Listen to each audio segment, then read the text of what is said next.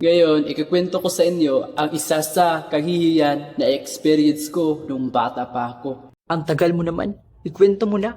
Ay, sige na. So, nung elementary days, grade 1, sa mga panahon na yon, lagi lang talaga ako naglalakad papunta sa eskwelahan o umuwi man. Ma, alis na ako ah. Oh, sige nak. Mag-ingat ka ha. Kahit medyo malayo, lalakarin ko talaga. Hindi rin kasi ako magastos na tao kung kaya ko namang gawin, di ba? Noong araw na yun, kasama ko ang best friend ko na classmate ko rin siya. At usual na talaga na sabay kaming umuwi pagkatapos ng klase. Pero nung umuwi na kami,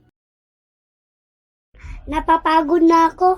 Sakyan na lang kaya tayo ng tricycle. so yun, alam nyo na matipid akong tao. Okay, libre ko na lang yung pamasahe mo. Kung libre, syempre hindi ako tatanggi. At ayun, sumakay kami ng tricycle. Habang nagdadrive si Manong, bigla na lang akong kinakabahan. Paano ba pumara? Hindi talaga ako marunong makipag-usap sa mga hindi ko kilala. Ang liit lang naman ang problema ko noon. Pinoproblema pa. Pero para sa akin, parang life or death situation na.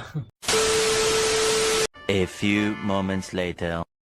Nauna nang pumara ang kaibigan ko at syempre naiwan ako. Wait, hindi ko pa pala nasabi na 3 kaming pasahero. At yun, 2 na lang kami. Habang drive ng drive si Manong, napansin ko na lumagpas na ako. Gusto ko na sana pumara pero hindi ko talaga kaya. Hindi ko rin alam kung anong nasa isip ko noon. Shy type ata. So anong ginawa ko? Naka-silent mode hanggang sa nakaabot na lang kami sa palengke. At pumara na rin yung isa pang pasahero. Oyo! Saan ka ba bababa? Doon lang po sana sa may tulay. At puti na lang, hindi nagreklamo si Manong. Tas akala niya, hindi ako makakapagsalita. Hinatid niya naman ako pabalik doon sa may tulay kung saan andun yung bahay namin.